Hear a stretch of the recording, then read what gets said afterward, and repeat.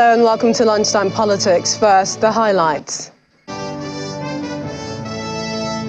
Chief of Defence Staff assures of adequate security ahead during and after the 2023 general elections. Some Nigerians across the country speak on conditions of cash crunch situation.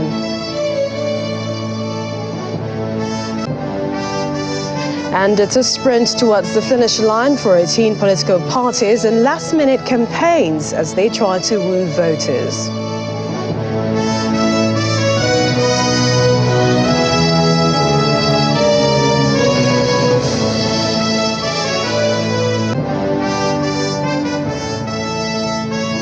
Well, welcome to the program. I'm Millicent Walker in Lagos. With just about 3 days to the 2023 general elections, the Chief of Defence Staff, General Lucky Rabo, says those planning to disrupt security during the polls should have a rethink, as security agencies are ready to give them a bloody nose.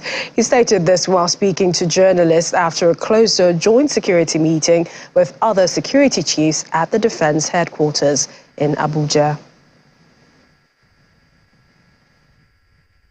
Looking at the security for the elections, and as you know, the police is the lead agency for elections security, and we have compared notes and assessed the entire situation, and we are good to go.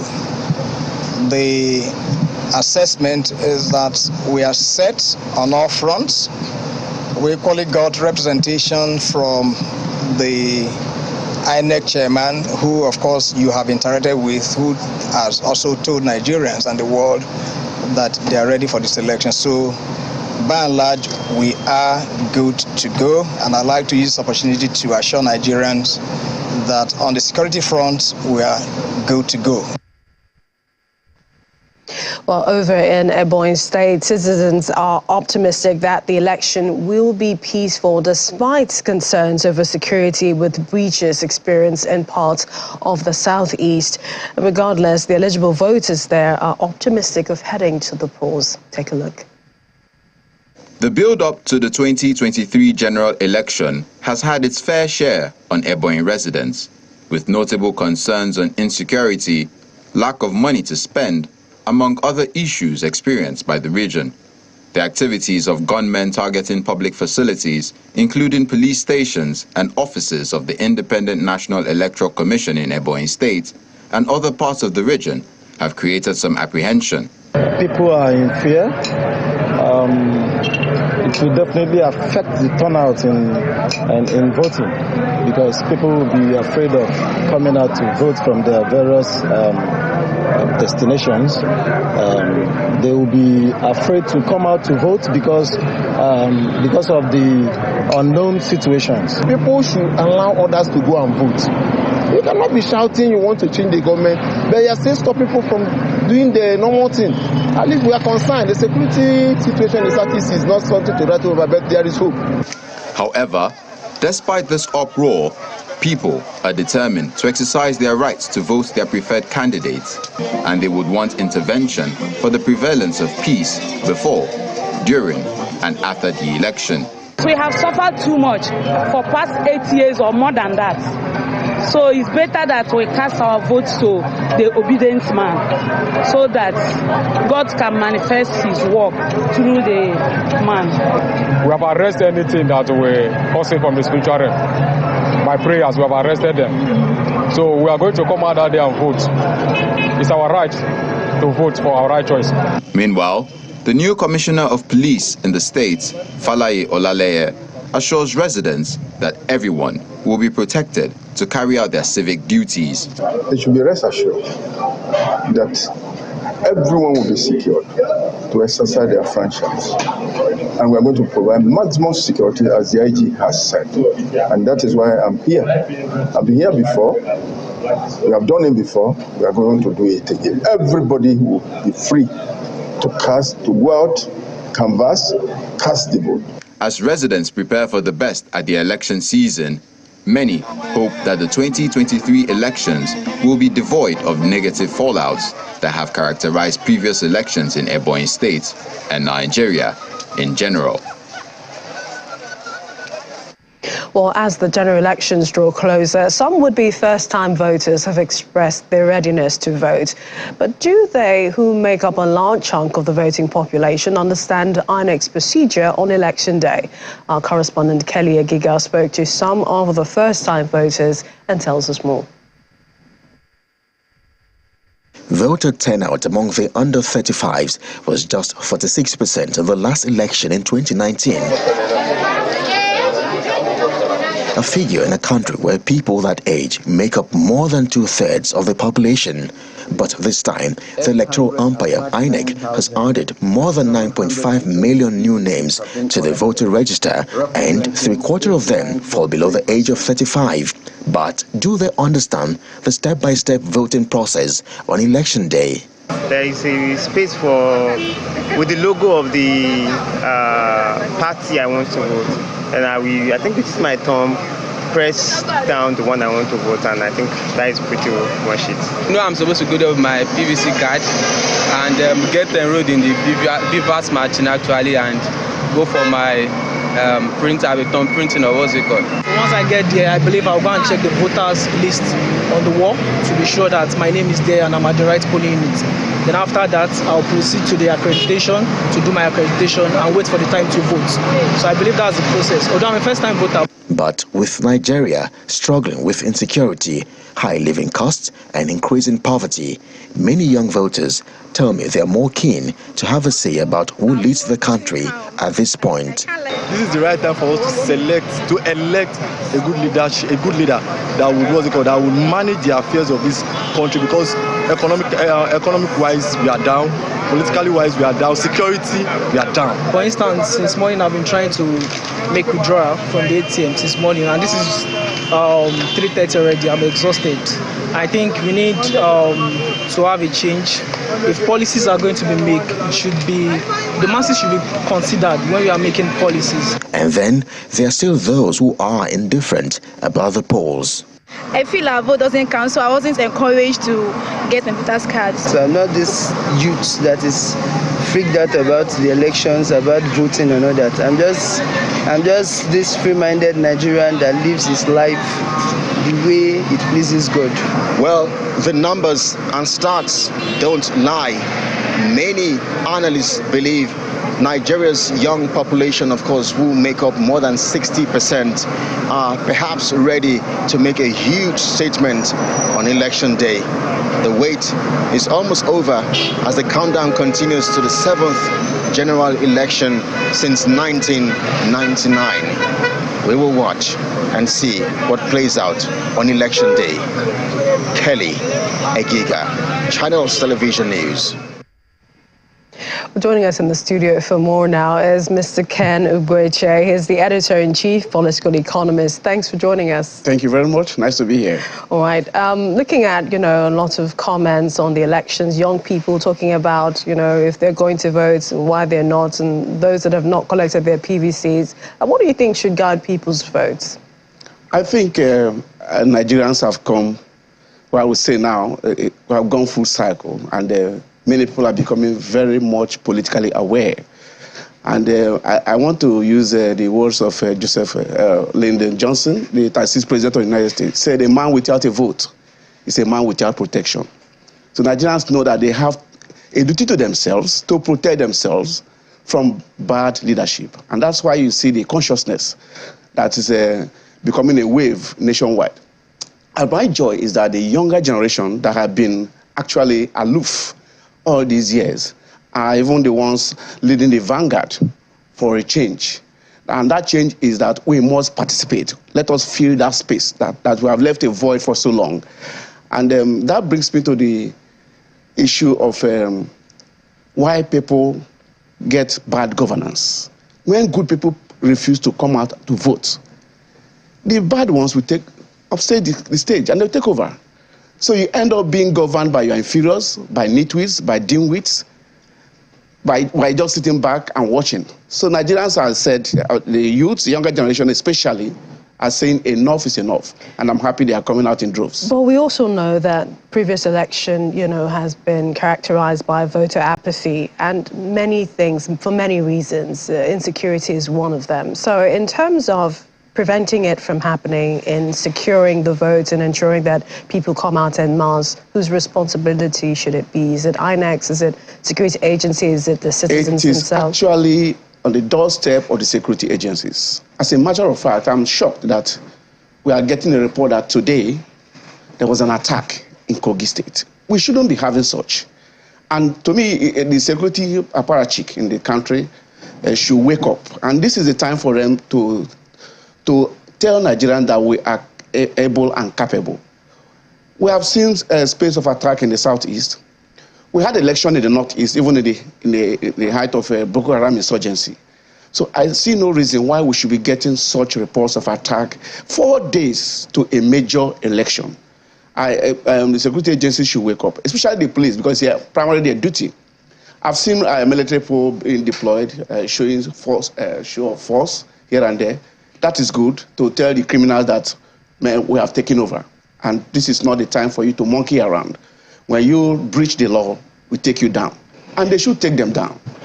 With the innovations of the BVAS, the IREF, do you think this also secures the people's confidence in the voting process? Definitely. All this while we've been having paper elections. When we have incidents of ballot snatching, ballot box, somebody will just come and grab the ballot box and run away. People will now go and use even pan canal to thumb prints. All manner of thumb printing technologies were devised by Nigerians. But now it is one man, one vote. And you come to the polling station, and there are laws. The laws are well defined. You cannot even vote by proxy. You cannot impersonate. There are laws guiding these elections. The Electoral Act 2022 has taken care of many things. And that also tells us that we are growing politically and in terms of elections, in terms of integrity of elections. Nigeria is taking one big leap, especially with the signing of the 2022 Electoral Act by Mr. President. So we won't have ballot box snatching anymore. There's no ballot box to snatch because when people vote, they are tallied there and they're sent to an INEC portal. So nobody has the privilege of doctoring the result between one office to the other. The result is already online and people are tracking it. Political parties will now have the agents tracking the report and collating.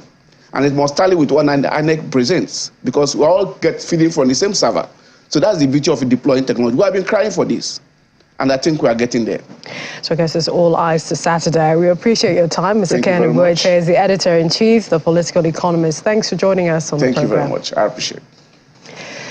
In the meantime, a little bit of party politics. The All Progressives Congress Presidential Campaign Council in Yobe State, they sought the support of professional women groups to canvass votes for their flag bearers.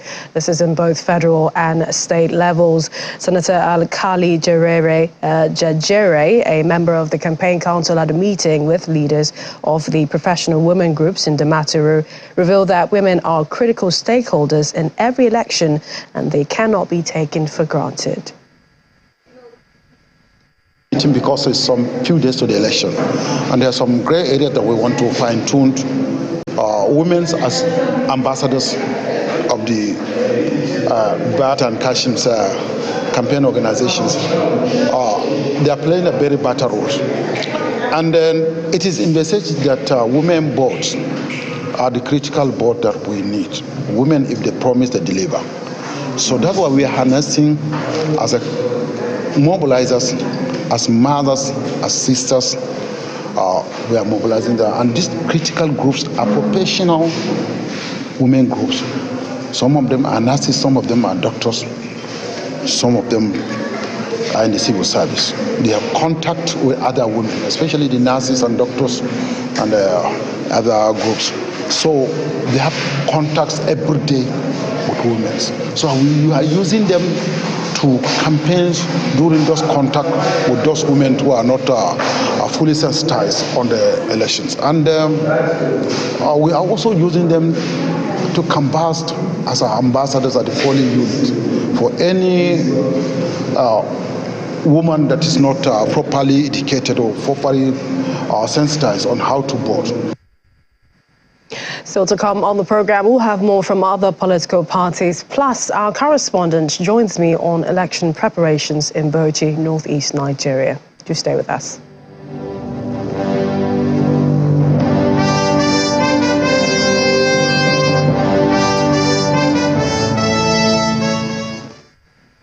Welcome back. Staying with matters affecting the polity in the north as the scarcity of the new Naira notes continue to bite harder. Residents of the nation's capital, Abuja and Kaduna, have been lamenting the impact of the scarcity on businesses and their lifestyles.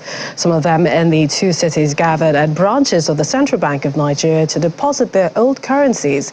In Kaduna, however, some traders are still accepting the old Naira notes. Heavily armed mobile policemen and soldiers in their armored personnel carriers around the premises of the Kaduna State branch of the Central Bank of Nigeria clearly depict the mood of the moment. The bank has witnessed an influx of depositors who are struggling to deposit their old Naira notes in line with the directive of the Apex Bank. Governor Nasir El-Rufai of Kaduna State had told the residents in a state broadcast last week to defy the deadline for the return of the old three highest denominations of the Naira. However, some residents do not want to leave anything to chance. We came here and they will not address us since morning.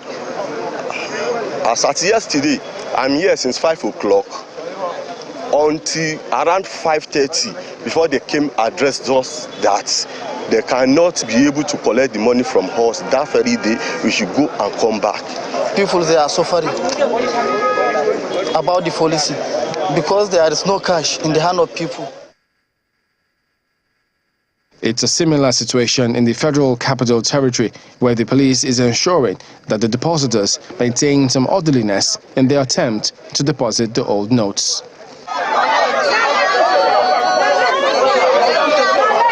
The situation at commercial banks and automated teller machine points is the same, as residents of the nation's capital wait for long hours to make withdrawals. My sister, I think, is terrible. It's terrible. Last week I cannot get 20 naira to buy pure water. I parked my car at home to get little cash to buy black market so that I will take it to the filling station, because the filling station is very far from where I stay. I don't have that money. To even get 500 naira to eat, if you go and meet POS people, there's no money in POS people's hand. No, I don't talk. Oh, okay. The impact of the scarcity is low patronage, and small businesses are not having the best of times. I don't know how to even go back to East now. I don't have the cash. Transfer no they go. Government should look into this matter. If they want us to be using the old money or the new money, let them help us to print money that it will reach to everybody's hand. Nevertheless, some of the traders find a way around this situation. Me, I don't hear that, but I collect. Because of the place where me I buy things, then they collect. That is why me I collect. The Apex Bank is optimistic that the initial challenges associated with the policy will soon ease off. Well, back to the general elections. Backers in Nigeria, a body of professionals from different walks of life in the country today converged on Lagos from across the country to hold a solidarity ride to drum up awareness for the forthcoming polls. Convener of the Bikers Hangout, Mr. Okwe Awomolo, an architect by training, says the drive through some streets in Lagos is to appeal to every eligible voter, especially the elites, to come out and elect their candidate of choice. Making a special appearance during the ride across Lagos Island, Mr. Charles Oputa, popularly called Charlie Boy, says he's encouraged by the energy and renewed vigor of professionals to participate in political activities. The whole idea of the Pillions Hangout with Bikers is to find one umbrella unifying people from different walks of life, that they have only one common interest, which is the riding of motorcycle, super bikes. So we come together and we rode today, and the whole essence of the ride today is to express the unity in our diversity. In few days' time, we all approach the polls, and the whole idea is to is to implore people to come out to perform their civic duty. Let's head to Buuchi State, the northeast geopolitical zone of the country, where our correspondent Hajra Ali joins me now on preparations there. Hi, Hajra. Citizens in Buuchi head to the polls this weekend. What's the mood like? Thanks. Could you please repeat the question again? All right, talk to us about the mood, the atmosphere in the state as, you know, we just head to the polls in a couple of days.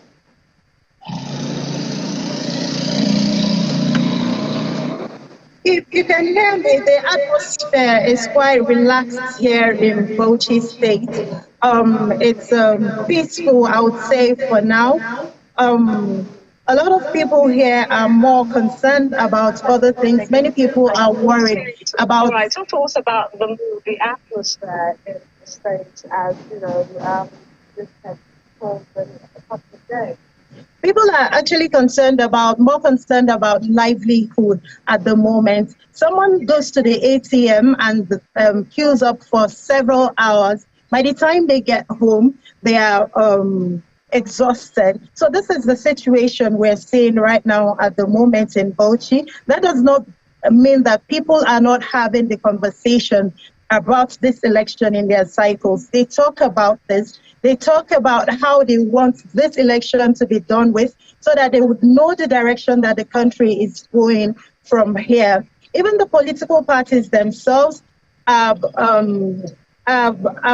all gone behind the scenes for last minute preparation, trying to strategize to see how they can win this election. For every political party, it means it's a statement for them if they are able to win this majority of the votes for, or majority of the seats for their party. We're talking about the presidential and the National Assembly elections here. In Buuchi State, there are over 12, there are 12 rather, House of Representatives seats that are being contested, and there is 3 senatorial seats, of course, and then we have over 2,000 registered voters. So for now, the political parties are behind the scenes trying to see how they can win the elections. And this is particularly important for them because it would actually know the direction in which the voters would swing to, because it's a statement for them, I would say.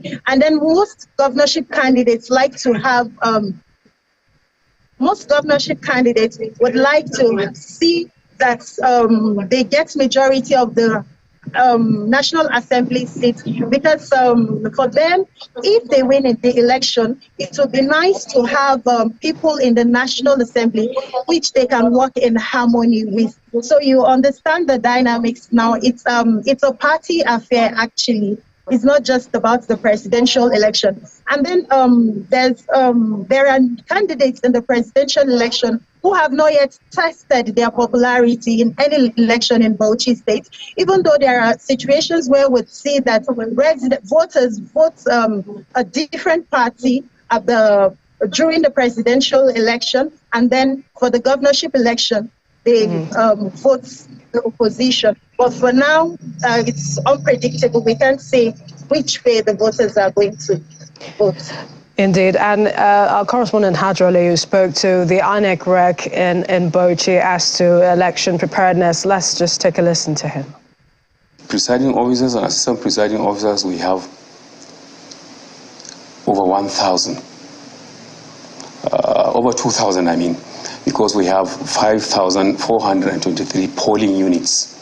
At each polling unit, we are going to have 4 officers, 1 presiding officer and 3 assistant presiding officers.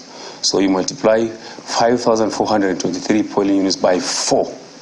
That will give you the number of presiding officers and assistant presiding officers we have in the state. Then, of course, we have supervisory presiding officers. We have the collation returning officers. We have trained this set of people. The ones that remain now are the returning officers, collation officers. These are mainly recruited from the university, from the HEBU here in Buuchi. over 600 of them, 622 to be precise. The non-sensitive materials have also arrived. They are somewhere in the state for safekeeping. By Thursday, I think we're going to distribute them to the electoral officers for onward delivery to their various local governments. And then these materials are going to be transported to the various area registration area centers by Friday. So in terms of this, we are ready for the election. The beavers machines are ready. They have been configured. We have extra in case anyone fails. We have a backup arrangement to take care of that. Mohammed Noura is the resident electoral commissioner there in Buuchi. I would like to thank Hadra Ali for joining us, as we will connect with her in the days to come on the elections. Just to quickly bring to you more political stories, we jet to Zamfara State, where the government's anti-thuggery agency has trained 2,500 newly recruited personnel set to be deployed for election monitoring to complement, it says, other security agencies and checkmate activities of political thugs. Over at the national woman leader of the Labour Party, Mrs. Dudu Manuga, says that Saturday's presidential and National Assembly elections will be decisive, as she urges women from across the country to mobilize, vote and defend their vote. She was speaking at a news conference in Abuja, where she notes that the party's presidential candidate has special provisions for women if elected to office. Meanwhile, 87 Muslim organizations in Kaduna have endorsed the candidate of the All Progressives Congress, Senator Uba Sani, as the next governor of the state. The Muslim groups said their decision to endorse the APC governorship candidate is based on his track records. And finally, the Independent National Electoral Commission in Adamawa State has expressed readiness to proceed with the conduct of the presidential polls ahead of the forthcoming election. Well, you've been served on Lunchtime Politics. Don't forget, you can join the conversation on our social media platforms. Thank you for watching. I'm Millicent Walker. Bye for now.